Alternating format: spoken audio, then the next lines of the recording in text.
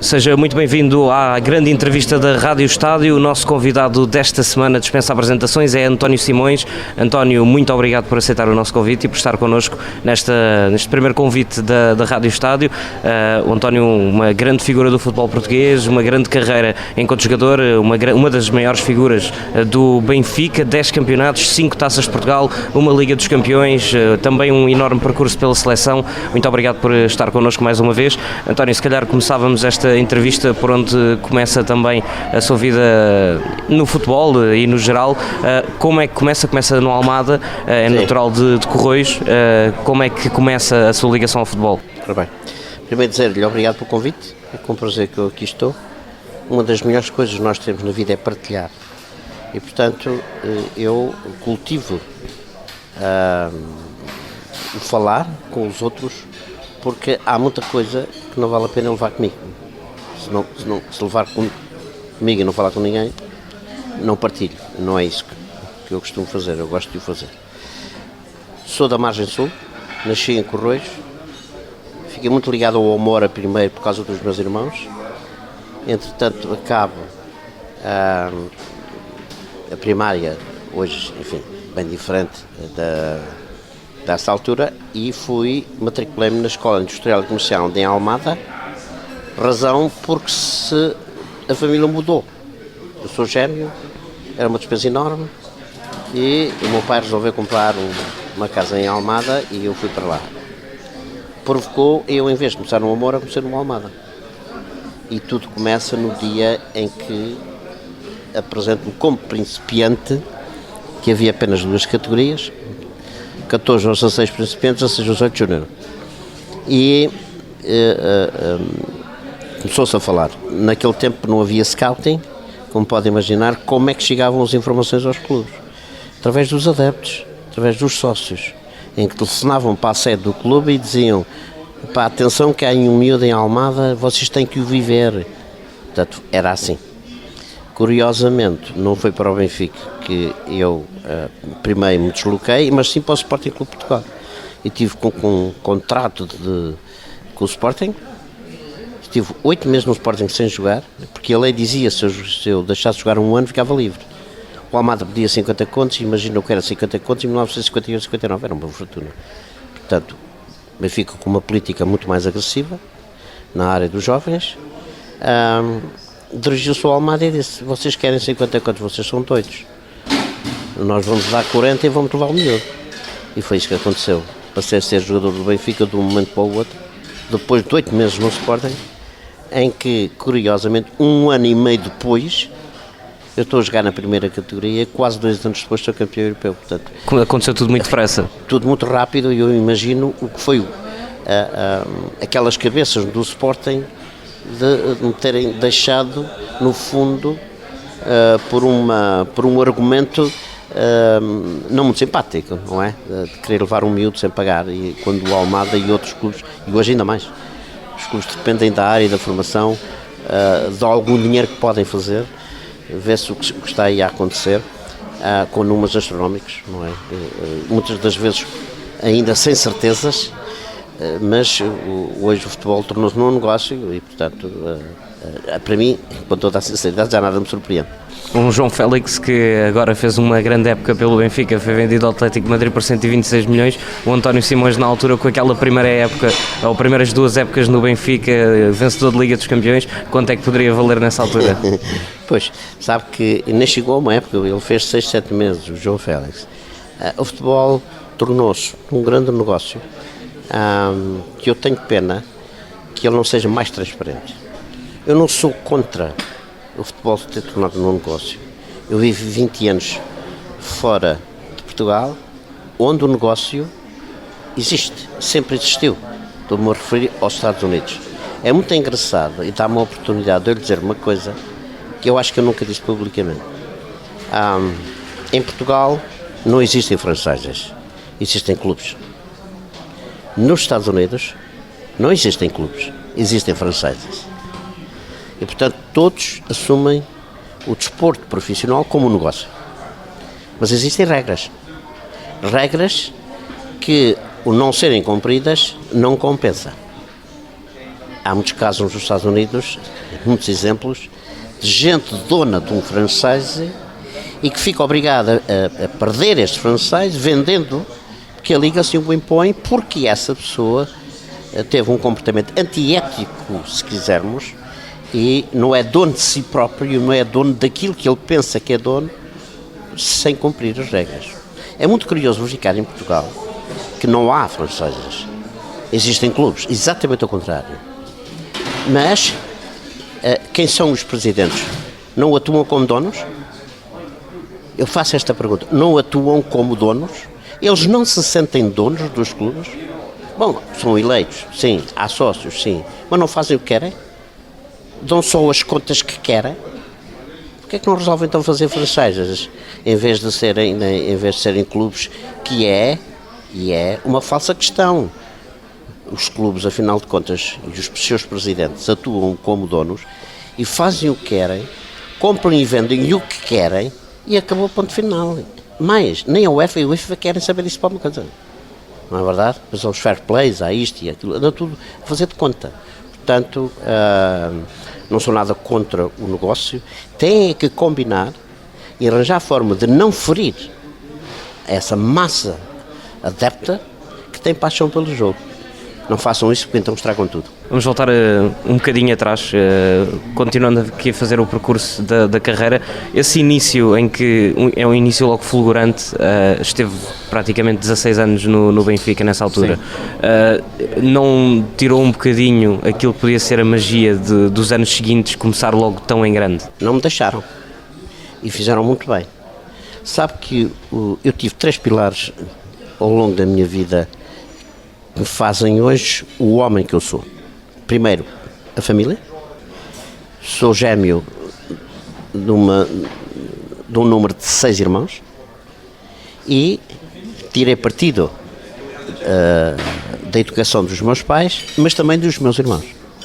Eu sou o primeiro pilar que me fizeram de mim um miúdo a crescer com boas coisas.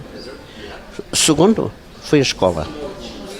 No meu tempo, a escola não ensinava apenas a ler e a escrever. Ensinava a crescer e a ter maneiras e a respeitar os mais velhos. Terceiro, o Benfica. Quem? Os Costas Pereiras, os José Águas, os Mários Colunas, os Ângelos. Essa gente obrigou-me a crescer, dando continuidade àqueles 2 grandes pilares anteriores, de não me perder pelo caminho, não desperdiçando um dom que Deus me deu para jogar, no qual seria contra a natura não ouvir esta gente, não aprender com eles e não fazer aquilo que eles fizeram eles também durante muitos anos. Portanto, eu sou um homem agradecido na família, na escola e do Benfica. Também na seleção, grandemente 46 vezes internacional, o Mundial de 66 fica para a história como uma das melhores prestações de Portugal. Como é que era essa seleção na altura e o que é que levou ao sucesso desse Mundial de 66? Em primeiro lugar, dizer que é uma geração espontânea.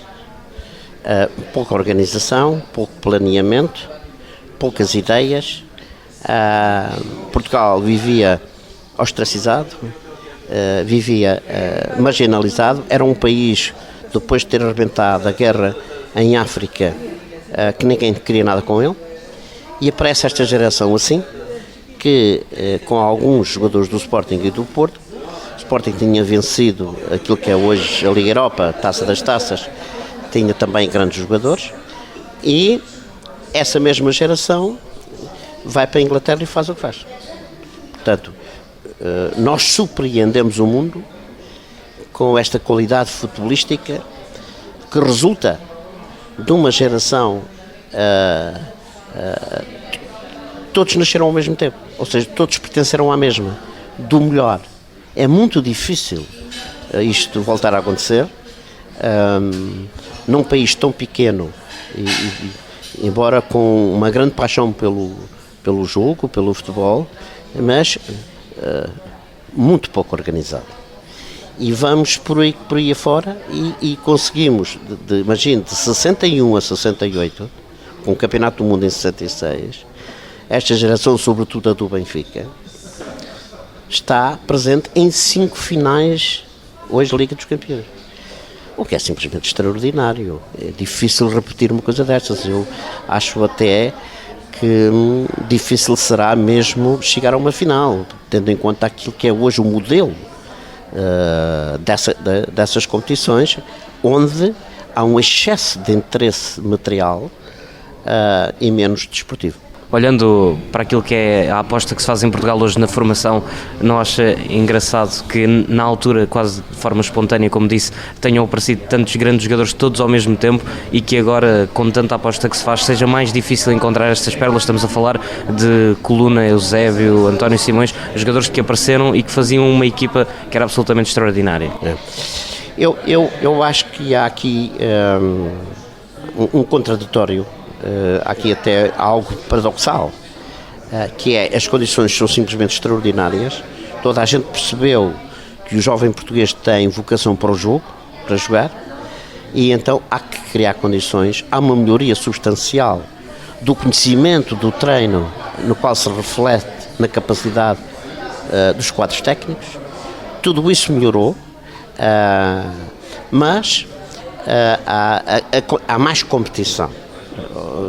Todos os anos nascem jogadores, todos os anos nascem treinadores, mas os clubes são os mesmos.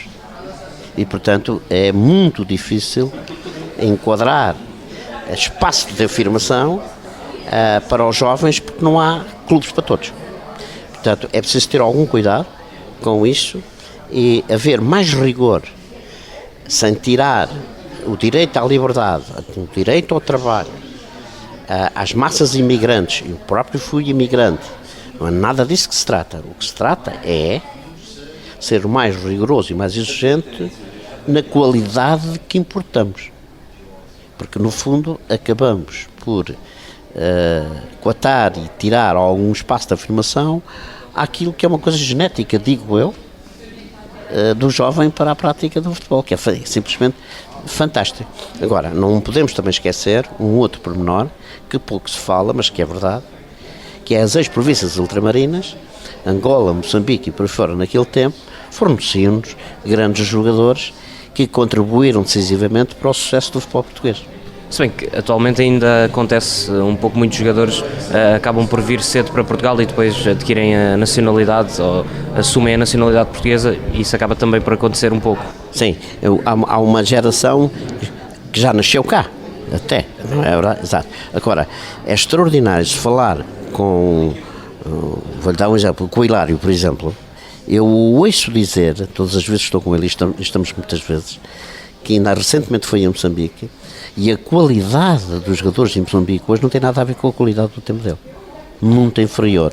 E, portanto, explicar isso, eu não sei, eu não consigo explicar, talvez falta de condições, não sei, mas a verdade é que para se chegar a esse nível, não chega só a treinar e ter bom treinador. É preciso ter um dom, é preciso ter mais qualquer coisa, e isso nasce.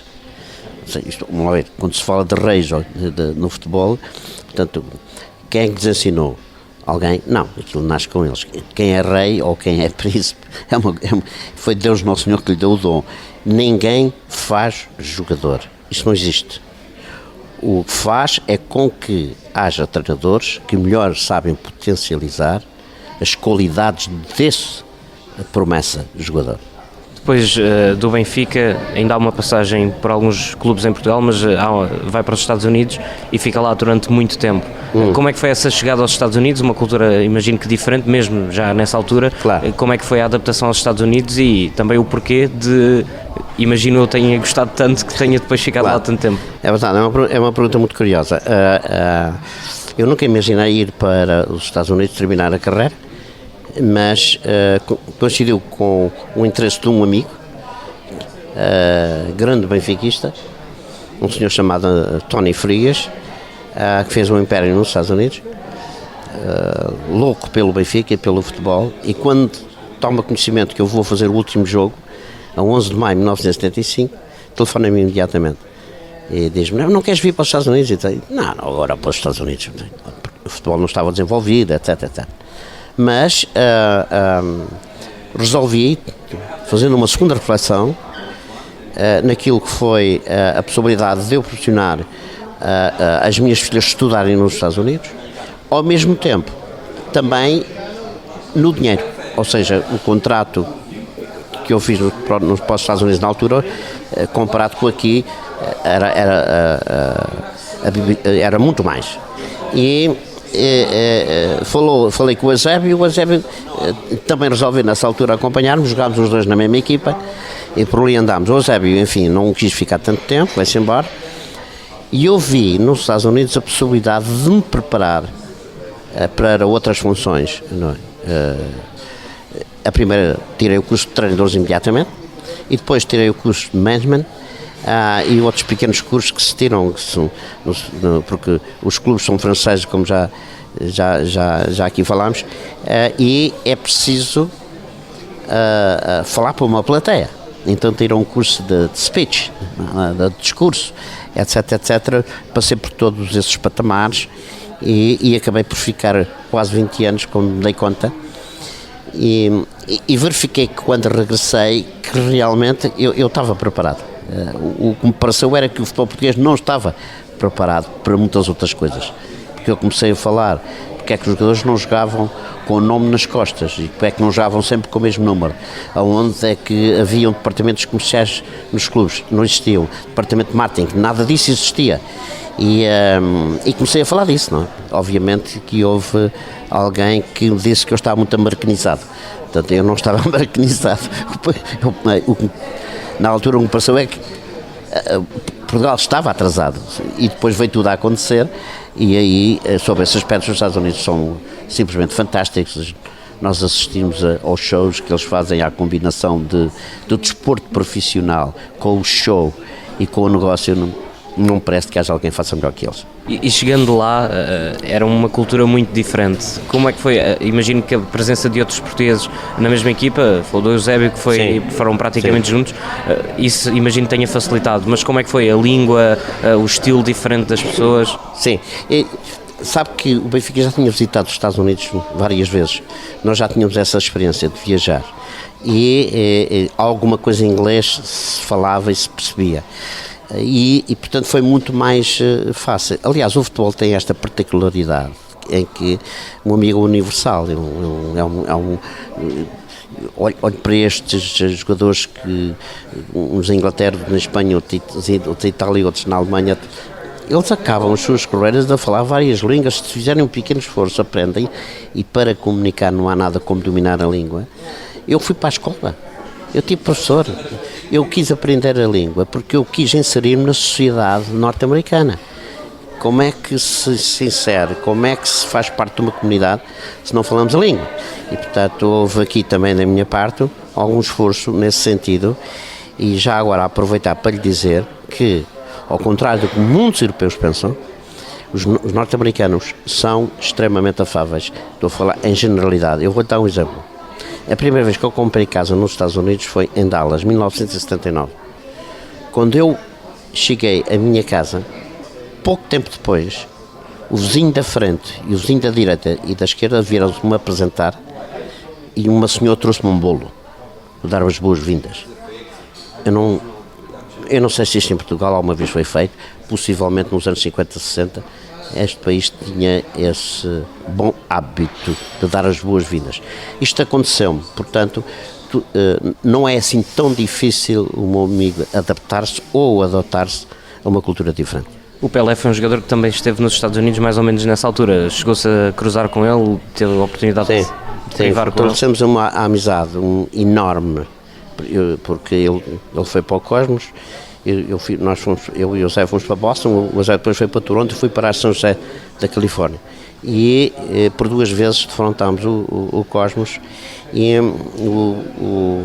o Pelé, enfim, conhecíamos, quer da Seleção do Brasil, quer do Benfica Santos, e havia até um certo carinho, e ele tratava-me baixinho. Uma coisa muito engraçada, é baixinho, você não para de jogar. E tivemos sempre encontros muito amistosos, com o lado afetivo presente, etc. Estamos a falar já a homens com 30 e tal anos, com uma certa maturidade, cuja carreira futebolística foi muito interessante, especialmente a dele. E obviamente que há muita coisa em comum, há muita coisa para falar, há muita coisa para abordar. E cá está ainda há pouco, se quisermos, melhor ainda, partilhar. No fundo isso aconteceu com o Pelé, como aconteceu, por exemplo, eu treinei a equipa de São José Earthquakes na Califórnia, onde estava o George Best, eu fui treinador, por exemplo, do George Best, e outras coisas assim. Portanto, houve, naquele tempo, aquela geração, quase todos passaram por lá, porque era um pouco um mercado. Agora não, agora há outros mercados, como especialmente a China, em que levam através da capacidade económica ou financeira muitos jogadores que acabam por rentabilizar a sua marca, o seu nome, a sua carreira e ganharem muito dinheiro. Já falámos aqui algumas vezes do Eusébio, muitos anos colegas de equipa no Benfica, depois também nos Estados Unidos. Como é que tem sido, tocando naquilo na medida que quiser, sim, como é que tem sido os últimos anos sem a presença dele e o que é que sente mais a falta no Eusébio? Pois, esta ausência, isto é uma coisa terrível. Quando aconteceu o falecimento dele, eu trabalhava no Irão, na seleção com o professor Carlos Queiroz, e há um grande impacto na minha pessoa, a morte dele, e eu resolvi perceber melhor ainda que eu tenho que desfrutar a vida e resolvo acabar completamente a minha participação efetiva no futebol. Não quis estar mais fora, quis desfrutar mais da família e dos meus amigos, porque eu acabei de perder uma pessoa especial, um jogador fantástico e um homem muito próximo da minha pessoa. O Eusébio morre e eu perco um bocadinho de mim próprio e percebo que há mais coisas, e eu resolvo de facto não estar tanto no futebol e estar mais com as pessoas e desfrutar da companhia dessas pessoas. Mas ele faz-me imensa falta. Há dias que eu levanto de manhã e lembro-me dele, até porque quase todos os dias falámos e almoçávamos, e as birras dele e as minhas e aquilo tudo, e depois aquela frase que não me surpreende. Eu já disse uma vez isto, mas eu às vezes não sei bem explicar. Ele ter chamado Irmão Branco, quer dizer, eu fiquei assim, não é surpreendente por causa da relação que nós tínhamos e das famílias, as filhas e aquilo tudo, mas ele apanhou-me num momento desprevenido, eu não estava nada à espera que ele dissesse aquilo, e ficou. E eu não consigo olhar para isso e lembrar-me disso sem ver que, bom, então se eu sou o teu irmão branco, pá, tu és tudo, tu és o compromisso, tu és a lealdade, tu és a amizade, tu és o amor, tu és o afeto, tu és tudo, não é? E portanto é a minha pequena homenagem para com ele, porque de facto foi, gostei de todos, mas ele foi especial e foi o grande companheiro. Há algum momento que possa partilhar connosco, que tenha passado com ele, apenas também para nos deixar uma imagem daquilo que era a relação que tinha com ele e como é que ele era enquanto pessoa? Ora bem, eu vou-te contar um pormenor, veja bem isto, veja a capacidade de Eusébio de perceber que era português, não nascendo em Portugal, nascendo em Moçambique, o português que ele se tornou. Andávamos por digressões indonésias e por Benfica sempre fez isso nesse tempo, e alguém se nos dirige a falar espanhol, convencidos que o Benfica ou Lisboa era para aí uma província de Espanha, uma coisa qualquer. E eu assisto a uma reação intempestiva do Eusébio a explicar àquele homem que ele falava era português, não tinha nada a ver com Espanha, e quase queria bater nele, e uma reação simplesmente extraordinária do orgulho de ser português, não admitir que não se falasse a língua dele, embora não daqui, mas de Moçambique, mas que era a mesma. Nunca mais me esqueci disto. Já éramos homenzinhos e eu, ainda hoje eu me lembro disso, do significado que isso tem, que embora não ter nascido em Portugal, sabia e gostava de ter sido português. Mudamos agora um bocadinho o tema, voltamos um bocadinho mais para a atualidade. Recentemente, no final de dezembro do ano passado, 2018, aconteceu um incidente em Cabo Verde, uma agressão. Como é que aconteceu? O que é que se passou efetivamente em Cabo Verde nessa situação em que o António acabou por ser assaltado, agredido? Exato. E até depois, ainda hoje, ficam algumas mazelas disso? Sim. Bom, eu tinha sido convidado para visitar Cabo Verde, já não era a primeira vez.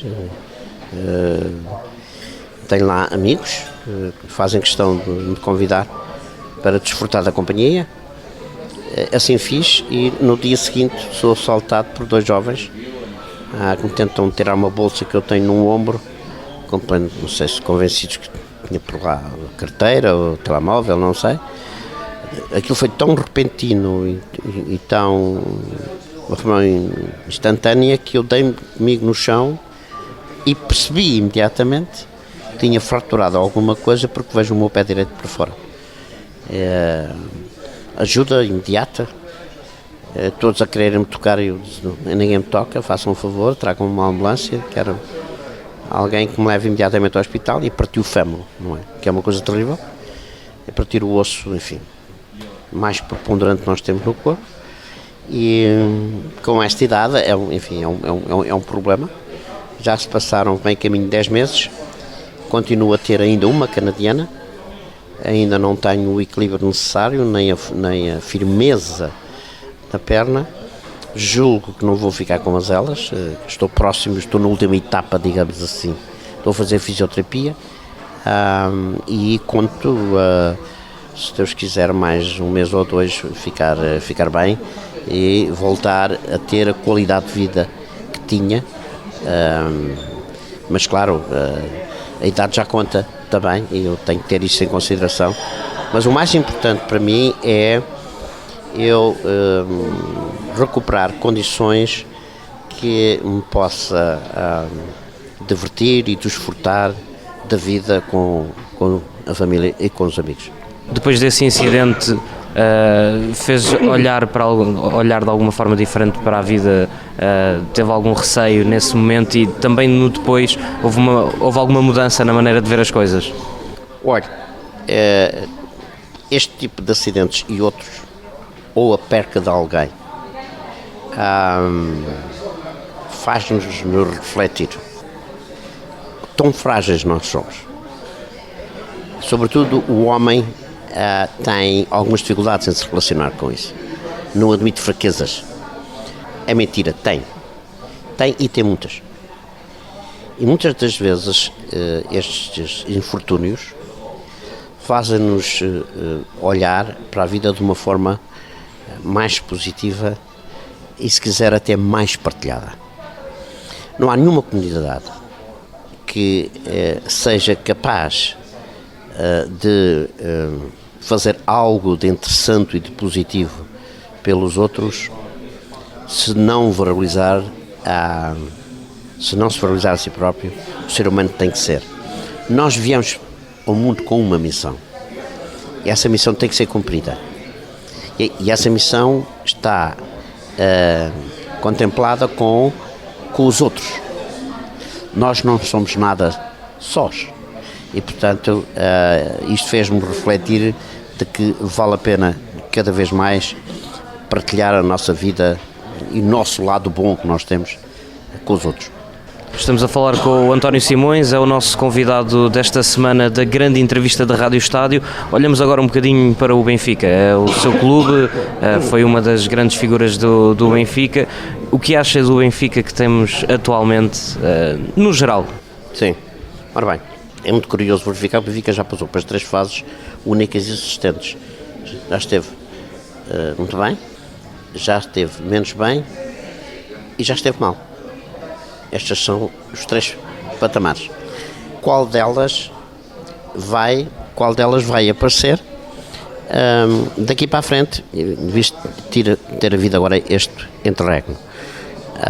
Não pode haver 2 Benficas, um nacional e um internacional, tem que haver apenas um, e ser mais coerente com aquilo que se pretende dar através de um discurso de que devemos respeitar o passado, digamos, sobretudo na Liga dos Campeões e esses maus resultados que têm sido feitos, etc, etc. Bom, isto são palavras. Eu acho que há que fazer uma reflexão.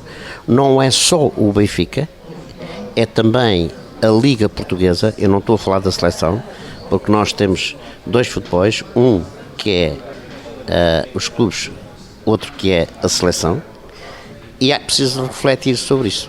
Portanto, os grandes jogadores vão-se embora, o mercado não deixa que eles cá fiquem, nós não temos possibilidades de combater com isso, nós temos que continuar a pensar que somos de facto formadores e vendedores, nós não somos compradores.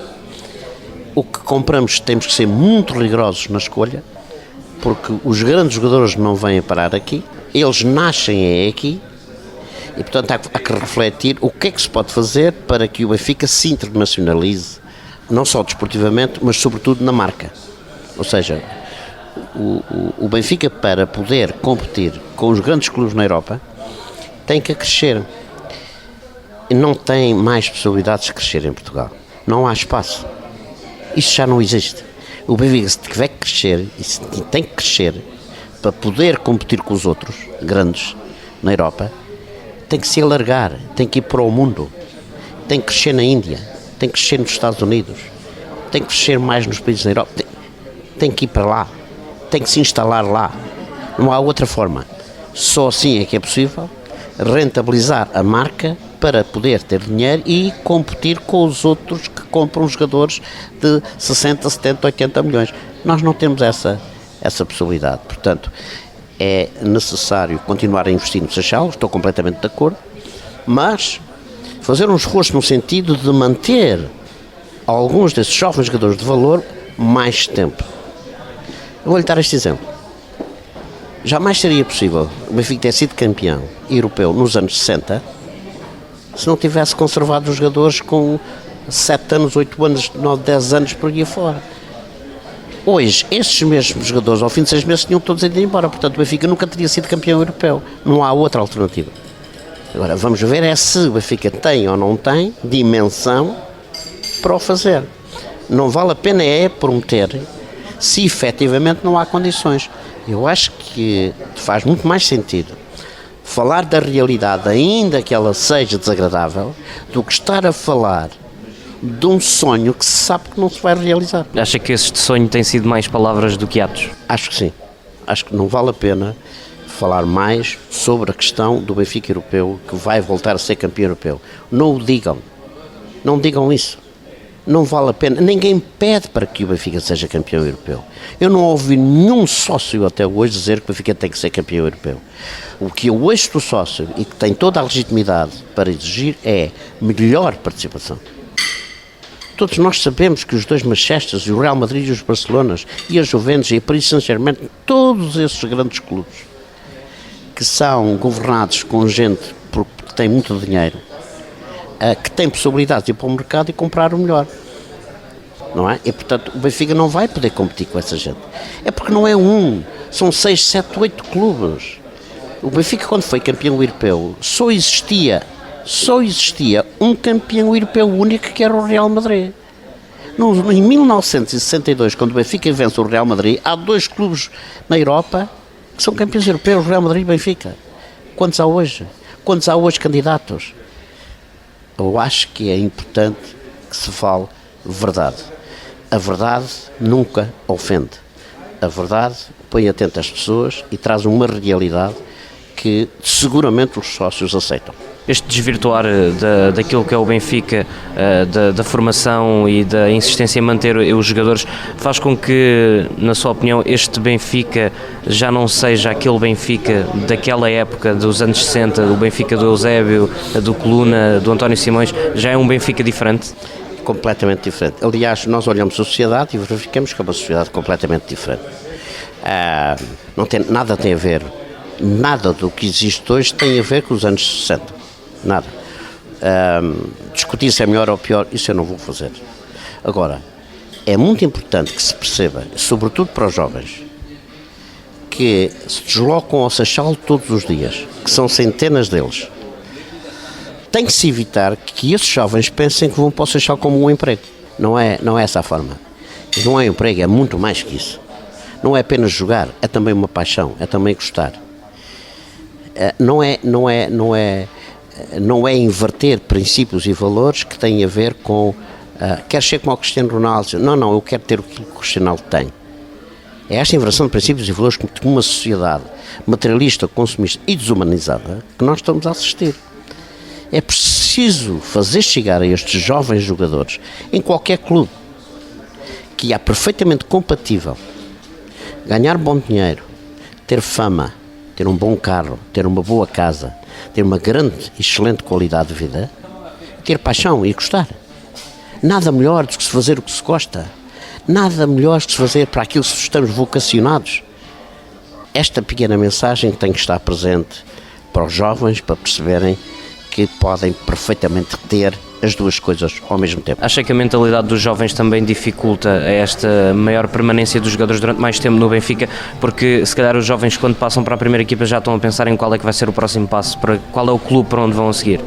Claro que pensam, seguramente que pensam. As notícias estão aí, a comunicação social tem que dar a notícia, impressiona este valor 126 milhões dados por um miúdo que jogou 6 meses na primeira equipa. Isto não impressiona os outros miúdos? Isto não impressiona os pais dos outros miúdos? Numa sociedade extremamente materialista e consumista. Então, quer dizer, não vem à cabeça de ninguém? Com certeza que sim, mas isso não tira a legitimidade que um pai queira que um filho seja brilhante ou que um jovem pense que pode ganhar muito dinheiro. Não é disso que estamos a falar. O que estamos é de ser acompanhado, paralelo a esse desejo e essa legitimidade, que há outras coisas que pensar, fazer e trabalhar. O caso do Cristiano Ronaldo é um bom exemplo nesse sentido, porque trabalhou sempre e muito. Sim, é um homem rico, é um homem famoso, é um homem poderoso. Pois é, mas deu-lhe trabalho. E muitos destes jovens pensam que facilmente atingem este nível com esta chatice de me levantar cedo para ir treinar de manhã. Atenção, é importante que a dose do discurso, da exigência, da disciplina, do sacrifício esteja presente, sem que tiramos a legitimidade de terem isso tudo, mas mais, que para quem tem que treiná-los, ou para quem tem que educá-los, ou para quem tem que os receber, que o lado afetivo é muito importante. António Simões é o nosso convidado da grande entrevista da Rádio Estádio esta semana. Pegando agora, e especificamente, já falámos muito sobre o Benfica, mas ainda não especificámos, digamos assim, falando daquilo que aconteceu recentemente na Assembleia Geral com o Luís Filipe Vieira, é um desgosto ver uma situação destas acontecer? Olha, é triste. Não gostei nada que isso tivesse acontecido. Acho que é perfeitamente evitável não chegar ao ponto de ter havido a tentativa de agressão.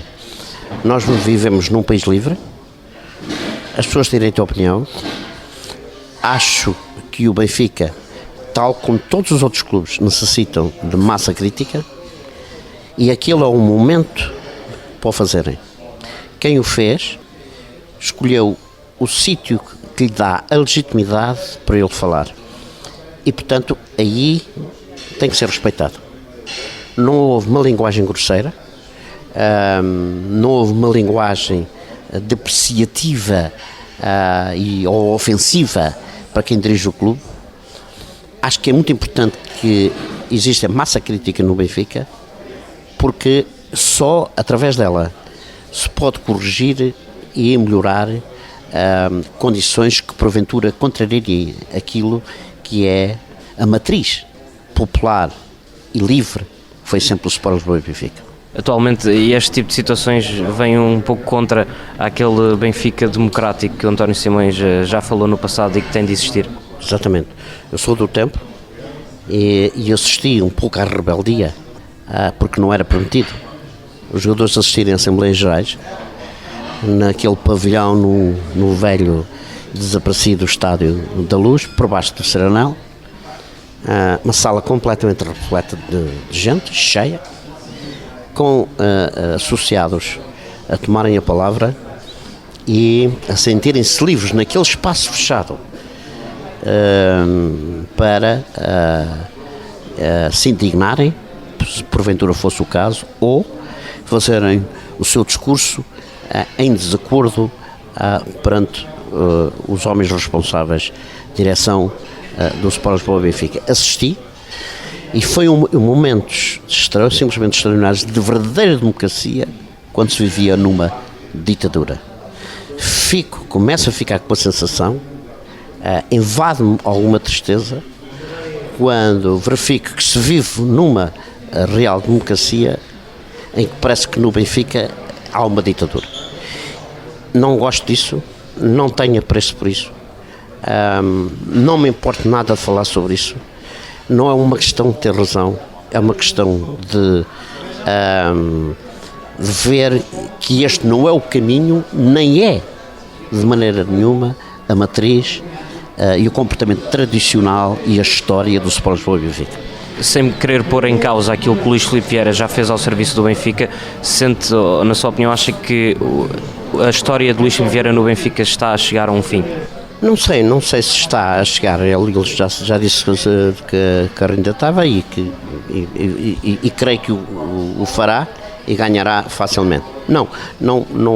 Não se deve pôr em causa, seria ingrato, o trabalho que foi feito até agora. Não, de maneira nenhuma. Essa não é a questão.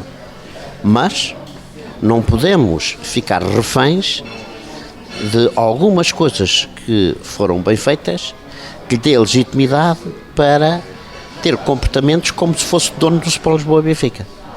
Não tem essa legitimidade. O Benfica tem uma história e essa história tem que ser respeitada. Teve grandes presidentes ao longo da sua história e não me recordo, enquanto homem adulto, de assistir a que tristemente aconteceu nesta última Assembleia. Passando agora para um tema que também está no momento, o tema André Ventura, muito ligado ao Benfica, agora conseguiu assento parlamentar pelo Chega. Qual é a sua visão relativamente à pessoa André Ventura e a esta ligação que existe entre a pessoa em nome do partido e o Clube Benfica? Ora bem, sobre o André Ventura, pessoa, eu não vou fazer comentário, porque, como sabe, ou deve calcular, que eu tenho a legitimidade de escolher das pessoas que têm importância ou não. Não parece ser o caso, portanto, não vou falar sobre o André Ventura.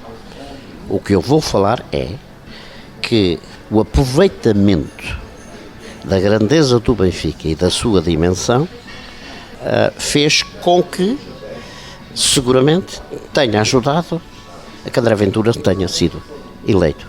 Se tem legitimidade para se candidatar, com certeza que tem. Não é essa a discussão. Nós vivemos em democracia e qualquer pessoa pode criar um partido e candidatar-se à Assembleia da República. Eu próprio passei por lá. E seguramente ter sido a figura que fui no Benfica que me ajudou. Parece ser o caso de André Ventura. Agora, também não se pode chegar ao ponto de tirar o direito que assista qualquer cidadão se candidatar a formar um partido, etc, etc. Agora, o pertencer ao Benfica, que ajudou, bem, isso não tínhamos dúvidas nenhumas que sim, porque o Benfica é o maior clube de Portugal tem uma raiz popular que se às vezes é consentâneo com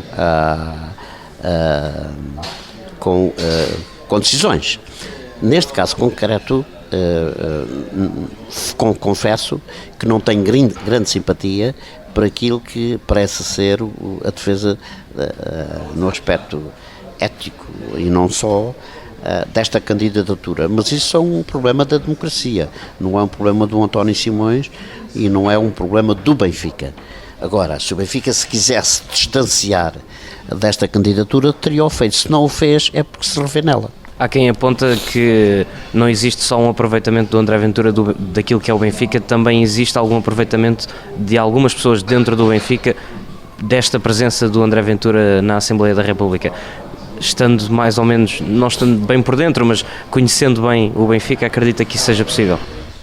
Eu acho que influência pode ter o André Ventura numa Assembleia da República para qualquer vento a favor que possa criar ao Benfica.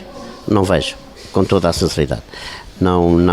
Nem o próprio espaço político que ele representa no Benfica, não acredito que não haja qualquer simpatia.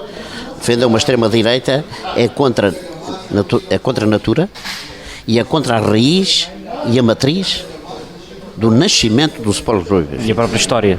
Exatamente. Portanto, francamente, não estou nada preocupado com isso e não quero perder muito tempo com isso. Olhando um pouco para aquilo que é o Benfica, a equipa do Benfica atualmente, e também já em tom de encerrar esta entrevista, o que é que acha da equipa que o Benfica tem atualmente e olhando, por exemplo, para a posição de capitão? O Benfica tem históricos capitães ao longo da sua história, atualmente o capitão é o Jardel, mas o Jardel já está também no final daquilo que é a sua passagem pelo Benfica. O que é que olha para quem vem a seguir na equipa do Benfica para tomar a liderança dentro do balneário? Bom, é difícil a sua pergunta de lhe responder, porque é difícil ver, não é? Eu fui capitão do Benfica durante alguns anos, mas eu tive como antecessor o Mário Coluna, imaginei, foi o que eu aprendi. Depois de mim veio Humberto Coelho e por aí afora. Portanto, os jogadores que jogaram muitos anos no clube, o que é muito raro acontecer hoje. O mercado está sempre a mexer. O dinheiro faz-se através de um mercado que está permanente. Ao do verão e depois ao de janeiro. Mas o mercado está sempre vivo. Estão sempre a ver. Confesso que falta no Benfica essa grande figura para se tornar naquele capitão que traduz a tradição ao longo dos tempos. O Luizão era essa figura? O Luizão era pelos anos que esteve. Acho que se tornou depois nessa grande figura. É mais difícil agora. E é muito mais difícil e será sempre cada vez mais difícil porque os jogadores não podem estar muito tempo nos clubes. E não podem estar, porquê? Porque se não se transferirem, não há dinheiro. Ninguém ganha dinheiro. Os empresários fazem o quê? Se não conseguem tirar jogadores dos clubes ou trazê-los, o que é que se resolve?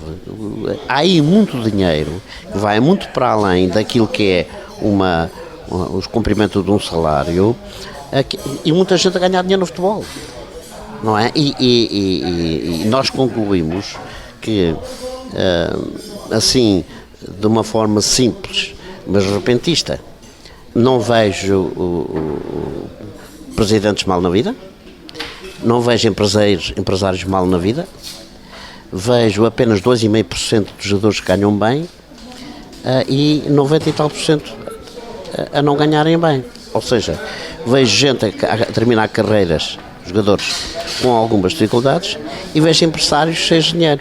Isto é feito como? Há aqui qualquer coisa que não funciona bem. Portanto, esta é que é a minha grande questão. E quando se fala em encontrar gente ou jogador que represente com a abraçadeira aquilo que é a história do Benfica, eu tenho umas certas dificuldades em encontrar. E acha que essa figura essa figura do capitão está a perder um pouco a importância que tinha no passado, porque não é só no Benfica, nos outros clubes é a mesma coisa.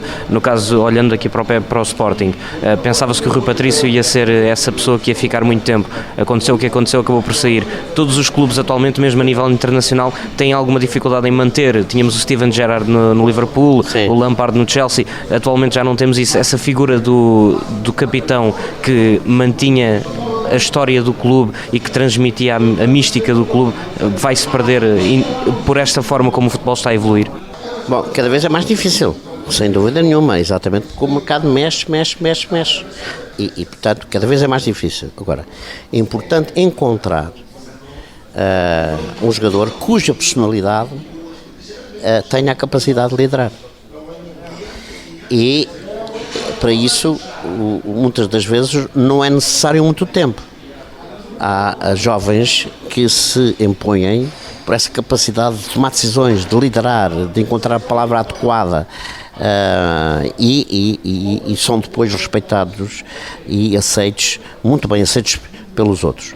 Mas também acho que há aí o papel do treinador e do presidente, que é perceber e encontrar a personalidade adequada e dar-lhe esse poder para ele exercer essa função, essa missão.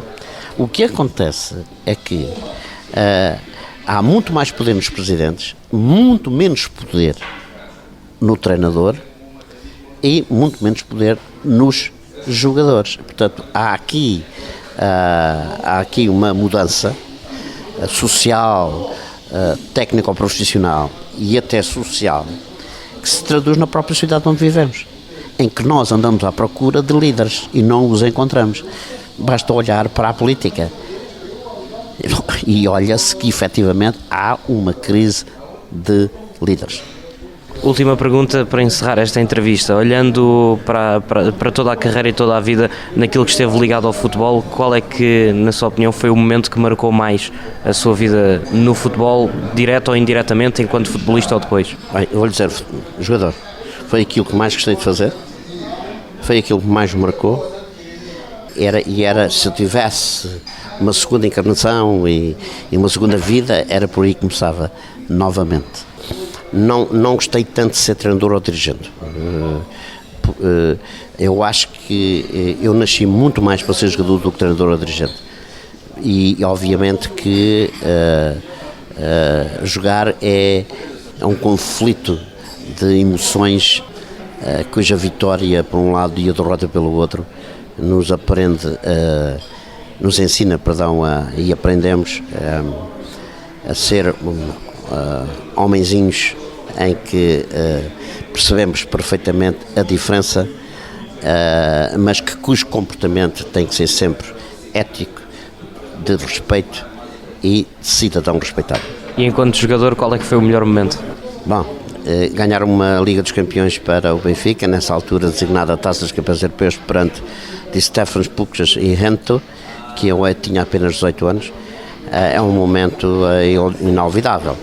Aliás, enfim, a título de informativo, dizer-lhe que ainda hoje, passado todos estes anos, continua a ser o mais jovem campeão europeu de sempre da história do futebol europeu e, portanto, não posso de maneira nenhuma desprezar algo tão significativo, mas os 16 anos que estive no Benfica, os 10 títulos, as taças, os jogos, as digressões, aquele estado de luz que desapareceu, aquelas noites europeias, tudo isso é a grande riqueza da minha carreira, porque tive a felicidade de ter um dom para jogar, mas também tive a felicidade de ter jogado num grande clube chamado Sport Lisboa e Benfica. António Simões, muito obrigado por ter estado connosco nesta grande entrevista da Rádio Estádio. Chegamos assim ao fim desta entrevista desta semana. António Simões foi o nosso convidado. Voltamos na próxima semana com mais uma grande entrevista.